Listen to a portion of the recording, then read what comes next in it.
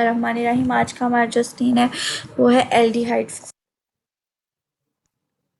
Aldehyde फिस्टन किस use होता है, इसका प्रिंसिपल सबसे पहले कि upon oxidation with periodic acid para पर एसिटिक एसिड और potassium permanganate glycogen elastic fibre और न्यूट्रल म्यूको सब्सटेंसेस हम लोग देख सकते हैं। ठीक है, हम लोग को इसके अंदर क्या क्या देखना होता है, ग्लाइकोजन को देखना होता है, इलास्टिक फाइबर्स को देखना होता है और म्यूको सब्सटेंसेस को देखना होता है। इसके लिए हम लोग क्या यूज़ करते हैं, एल्डिहाइड फिस्टन और उसको ऑक्सीडाइज कौन करते हैं, पीरियोडिक एसिड पर एसिटिक एसिड और पोटेशियम परमैंगनेट।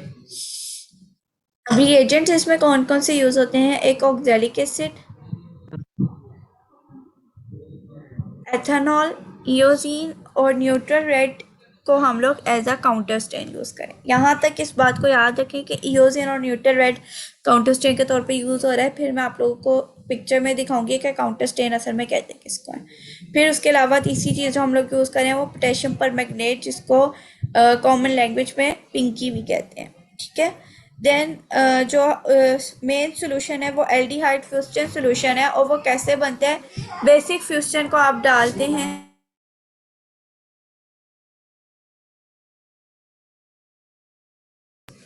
बेसिक फ्यूस्टन को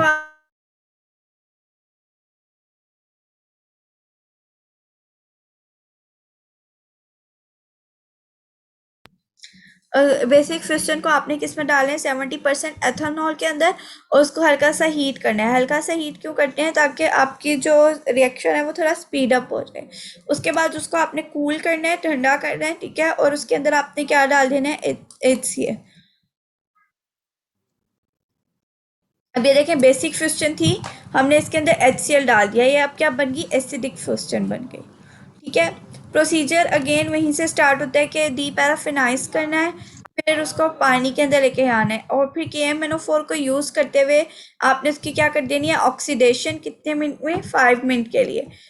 उसके बाद आपने उसको रिंस टैप वाटर करना है और फिर उसको ऑक्सैलिक एसिड में डाल देना है। ऑक्सैलिक एसिड से निकाल के आपने उसको किस में लेके आना है, वाटर में, और फिर उसको रिंस करना है किस में, एथेनॉल के अंदर। एथेनॉल के अंदर डाला, एथेनॉल की वजह से वो काउंटर स्टेन हो गया, यानी आपका बैकग्राउंड सारा स्टेन हो जो सॉरी एथेनॉल से वो जो था आपका कलर था वो प्रिजर्व हो गया, KMnO4 ऑक्सीडेशन हुई थी वो प्रिजर्व होगी। उसके बाद आपने उसको किस में डाल दिया, एल्डिहाइड फ्यूजन में 15 मिनट के लिए। उसके बाद आपने उसको दोबारा एथेनॉल और वाटर के जरिए रिंस करना है, फिर काउंटर स्टेन डालने हैं। काउंटर स्टेन किस लिए डालना है, ताकि अब हमारा जो बैकग्राउंड की चीज़ें हैं वो भी स्टेन हो जाए। तो वो न्यूट्रल रेड या इओजीन आपकी मर्जी है, जो मर्जी डाल लें। देन आपने उसकी एंड में क्या कर देनी है, डिहाइड्रेशन क्लियर, और फिर उसकी क्या कर देनी है, आपने माउंटिंग कर देनी है। This is the procedure of acid fusion. ठीक है, एल्डिहाइड फ्यूजन स्टेन। उसका रिजल्ट क्या होगा, आपके पास इलास्टिक टिश्यू फाइबर कौन से कलर के होंगे, ब्लू पर्पल से, और उसके अलावा जो अदर्स टिश्यू है, क्योंकि आपने काउंटर स्टेन यूज किया है तो वो काउंटर स्टेन जो है वो आ जाएगा आपके बैकग्राउंड के अंदर।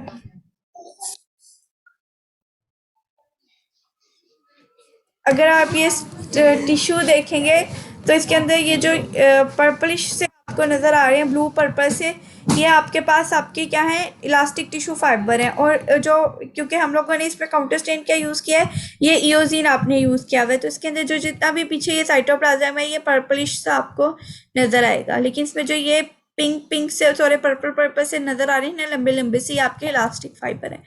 अभी मैंने एक स्लाइड बनाई थी आप लोगों को थोड़ा सा डिफरेंस दिखाने के लिए कि different type of connective tissue fibres आपको कैसे नजर आते हैं। कोलेजन फाइबर्स कुछ इस तरह से नजर आते हैं आपको, वो भी लंबे लंबे से होते हैं, बट ना उनकी ऐसे ब्रांचेस टाइप सी बनी होती हैं। रेटिकुलर फाइबर जो है वो आपके पास ऐसे थोड़े से जिसे कहते हैं ना कि क्यूबॉइडल शेप से होते हैं। ठीक है, स्क्वामस क्यूबॉइडल शेप से होते हैं। ठीक है, और आपके पास जो इलास्टिक टिश्यू फाइबर्स हैं वो ऐसे थोड़े से वेवी टाइप से लंबे लंबे होते हैं। तो अगर आप इसके अंदर देखें तो ऐसे जो वेवी टाइप से लंबे लंबे से हैं, ये आपके क्या हैं, इलास्टिक फाइबर्स हैं।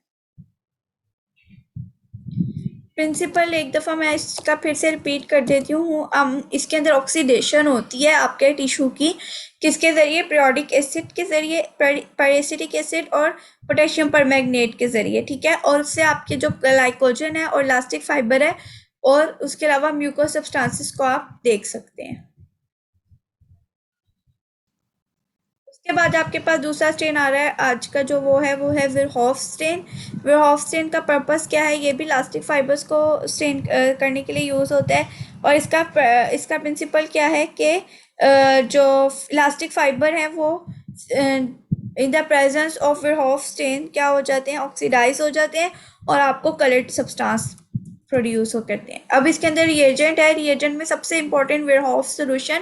वो बनता कैसे है? आपने 5% अल्कोहलिक हीमाटॉक्सिलिन ली, तो उसके अंदर 10% आपने FeCl3 आयरन डाइक्लोराइड जो फेरिक क्लोराइड आपने डाला, ठीक है। और तीसरी आपने चीज़ क्या ली? लिग्यूअस आयोडाइड। इन 3 चीज़ों का आपने आपस में मिक्स किया और आपके पास वेयरहाउस सॉल्यूशन बन गया।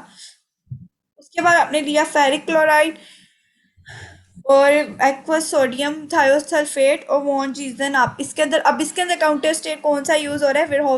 विरहॉफ स्टेन के अंदर वॉन जीजन जो है वो as a counter stain use हो रहा है। प्रोसीजर प्रोसीजर्स का अगेन वही है कि हम रिहाइड्रेट करेंगे सेक्शंस को अल्कोहल के ज़रिए और फिर थोड़ी देर के लिए वाटर में रखेंगे, फिर उसको रिंस कर देंगे 3 मिनट में। उसके बाद हम विरहॉफ सोल्यूशन को डालेंगे, विरहॉफ सोल्यूशन में अपनी स्लाइड्स को रखेंगे फॉर 15 मिनट्स, फिर उसको डाइल्यूटेड वाटर से रिंस करके हमने किसके अंदर फेरिक क्लोराइड के अंदर हमने ट्राइक्लोराइड के अंदर हमने क्या कर देना है? उसको रख देना है, ठीक है। फिर हमने उसको वाटर से क्या करना है? वॉश करना है। फिर उसको हमने सोडियम थायोसल्फेट में रखना है।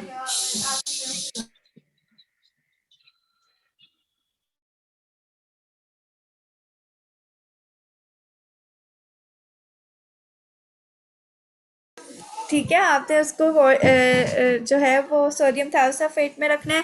अगेन फिर उसको पानी में रखना है। अब ये जो जितने भी आप ये डाल रहे हैं ना सॉल्यूशंस, ये सॉल्यूशंस इसीलिए डाल रहे होते हैं, कुछ जो होते हैं वो उस आपके स्टेन को स्टेबल करने के लिए होते हैं और कुछ आपको देखिए फॉर एग्जांपल अगर हम लोग शुरू करें फिर ऑफ सॉल्यूशन से, फिर ऑफ सॉल्यूशन में डाल दिया फेरिक क्लोराइड जो है वो उसको अ, उस उसके साथ स्टेबल कंपाउंड बना लेगा, ठीक है। और फिर उसके बाद सोडियम थायोसल्फेट ने भी उसके साथ स्टेबल कंपाउंड बनाना है।